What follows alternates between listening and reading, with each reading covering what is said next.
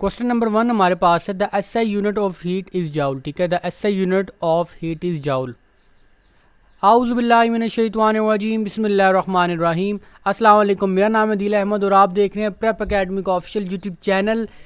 किसी भी किस्म का एग्ज़ाम है, कोई एंट्री टेस्ट है, कोई इनिशियल टेस्ट है आर्मी का, या यूनिवर्सिटी में कोई टेस्ट है, स्कूल कॉलेज में कोई टेस्ट है, फ़िज़िक्स अगर उसका सब्जेक्ट है तो ये वीडियो आपके लिए बेस्ट है।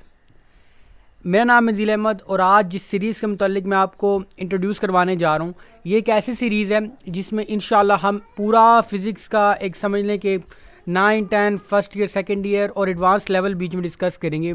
कोई भी एग्ज़ाम है इंशाल्लाह आपका पूरा पेपर इन्हीं सवालात में से होगा। वीडियो बहुत इंटरेस्टिंग होगी आपके लिए। इसके जो प्लेलिस्ट होगी डेफिनेटली आपने बस सब्सक्राइब करना है चैनल को थ्रू द एंड। आपने वीडियो लाजमी पूरी देखनी है, कोई पार्ट स्किप नहीं करना। तो आइए जंप करते हैं आज की वीडियो में। क्वेश्चन नंबर 2 हमारे पास है। अब ये इसका सवाल है कि 2 automobiles are 150 kilometres apart and travelling towards each other. ठीक है, one automobile is moving at 60 kilometre per hour and the other is moving at 40 kilometre per hour MPH। ठीक है, और how many hours they will meet. इसका answer है 1.5 hours. ठीक है, ये बेसिकली नीचे लिखा हुआ है लेकिन ये स्क्रीन में मैंने इसको एडिट करना भूल गया, लेकिन आप इसको देख लेना है कि 1.5 आवर्स इसका आंसर है। ये आपने बस इसके वो देख लेनी है, इस पर कि स्टेटमेंट देखनी है और सवाल आपने याद रखना, that is 1.5 hours. Question number 3 हमारे पास है the branch of science which deals with the properties of matter and energy is called physics. The branch of science जो डील करती है प्रॉपर्टीज़ ऑफ मैटर और एनर्जी की, उसको हम कहते हैं फिजिक्स के। अभी स्टार्टिंग में थोड़े से बेसिक इंट्रोडक्शन MCQs आएंगे। ठीक है, उसके लिए आपने फिक्रमंद नहीं होना, एकदम मैं ज़रा जंप नहीं करूँगा। उसके बाद physics is one of the branches of physical sciences. Physics is one of the branches of physical sciences. 5 number पर हमारे पास है which branch of science plays an important role in engineering physics. ठीक है, अलगर्ज फिज़िक्स को इतना मतलब वो भी हमने इन सवालात में होगा कि जो भी है फिज़िक्स फिज़िक्स फ़िज़िक्स, लेकिन आपने उसको बस देखना लाजमी, प्रिपेयर लाजमी करना है। सवाल ये इंपॉर्टेंट है। The most fundamental of all sciences which provide basic principles and fundamental laws to other branches of science is called physics. ठीक है, 7वें नंबर पर हमारे पास है the branch of physics deals with highly energetic ions is called plasma physics. ठीक है, the branch of physics which deals with highly energetic ions is called plasma physics. और अगर आपको याद हो कि 9th क्लास की फ़िज़िक्स की बिल्कुल स्टार्टिंग की चैप्टर्स है, उसमें फिज़िक्स की टाइप्स मेंशन हैं।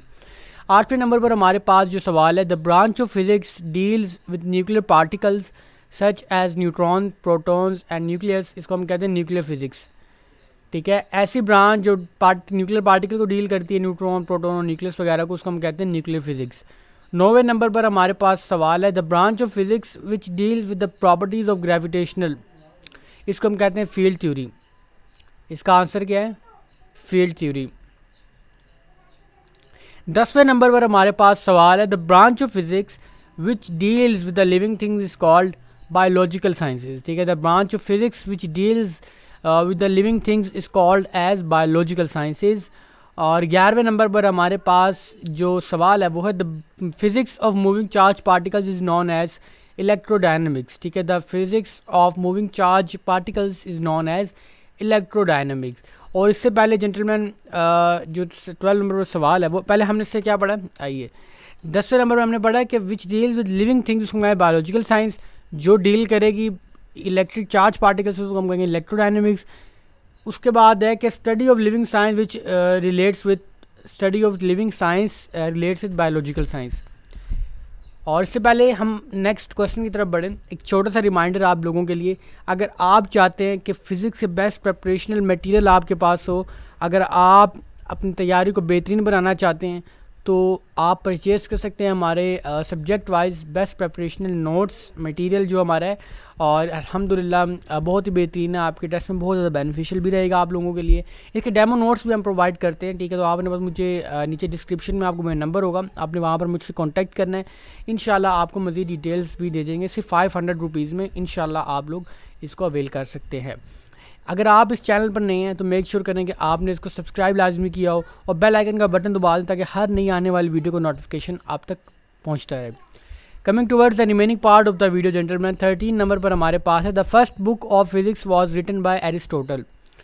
The first book of physics was written by Aristotle, ठीक है, पहली बुक किसने लिखी थी? एरिस्टोटल ने। 14th नंबर पर हमारे पास है कि which of the following is massless. Which of the following is massless? Photon, ठीक है, फोटोन का कोई मैस नहीं होता। उसके बाद हमारे पास 15वें नंबर पर जेंटलमैन जो सवाल है कि name the branch of science which deal with the study of sound and sound waves. इसको हम कहते हैं अकाउस्टिक्स, ठीक है, ऐसी ब्रांच जो साउंड और साउंड वेव्स के बिहेवियर को स्टडी वगैरह करने से रिलेट करती है, उसको हम कहते हैं अकाउस्टिक्स। 16 नंबर पर हमारे पास है the formula of inter conversion of centigrade in Fahrenheit is 5। इसका आप देख लेना है कि F-32/9 = C/5 आप फाइंड कर सकते हैं। जो भी रेलिवेंट, अगर आपने फ़ारेनहाइट फाइंड करना है तो आपको सेंटीग्रेड की डेफिनेटली वैल्यू गिवन होगी, आपने वो इसमें पुट करनी है और आप इजीली इस इक्वेशन को सॉल्व कर सकते हैं।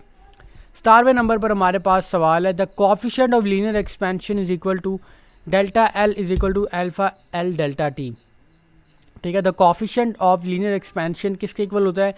Delta L is equal to alpha L delta T, ठीक है। 18वें नंबर पर जो सवाल हमारे पास है the unit of coefficients of linear expansion volume expansion, इसको हम कहेंगे कि -1 ही आएगा, ये है, ठीक है, आपने इसको देख लेना है। The unit of coefficient of linear expansion और वॉल्यूम एक्सपेंशन इज़ K-1। 19वें नंबर पर हमारे पास जो सवाल है वो है linear expansion occurs in solid, ठीक है, लीनियर एक्सपेंशन किस में अकर करती है? सॉलिड में। 20th नंबर पर हमारे पास सवाल है कि when body is in motion its position vector always changes, ठीक है, when body is in motion its position vector always changes. 21 number पर हमारे पास जो सवाल है कि a man is in a car is moving with the velocity of 36 km/h, his speed with respect to the car is 0, ठीक है, his speed with respect to the car is 0। 22 number पर हमारे पास है area under velocity time graph represent displacement, ठीक है, area under velocity time graph, ठीक है, यानी कि ये इस तरह से कि वेलोसिटी और टाइम का ग्राफ है और जो उसकी जो लाइन होती है, उसकी जो लाइन होगी उसकी जो अंडर एरिया होता है वो किसको रिप्रेजेंट करता है?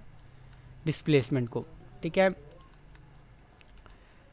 Last but not the least हमारे पास है instantaneous and average velocities become equal when body has zero acceleration. जो इंस्टेंटेनियस वेलोसिटी होती है और जो एवरेज वेलोसिटी होती है ये जो है वो इक्वल हो जाती हैं कब? जब बॉडी में एक्सीलरेशन ज़ीरो हो जाती है, ठीक है। और ये थी आज की हमारी छोटी सी वीडियो। मैं उम्मीद करता हूँ कि आपके लिए बेनिफिशियल साबित रही होगी। अपना बहुत सारा ख्याल रखें कि सीरीज़ के बाकी पार्ट लाजमी जाकर देखिएगा। सब्सक्राइब करना मत भूलें हमारे चैनल को और मज़ीद नोट्स के लिए आप हमें मैसेज कर सकते हैं। इंशाल्लाह मैं आपको पूरी रहनुमाई फ़राहम करूँगा। जज़ाकल्लाह खैरन कसीरा। अस्सलामु अलैकुम व रहमतुल्लाहि व बरकातुहू।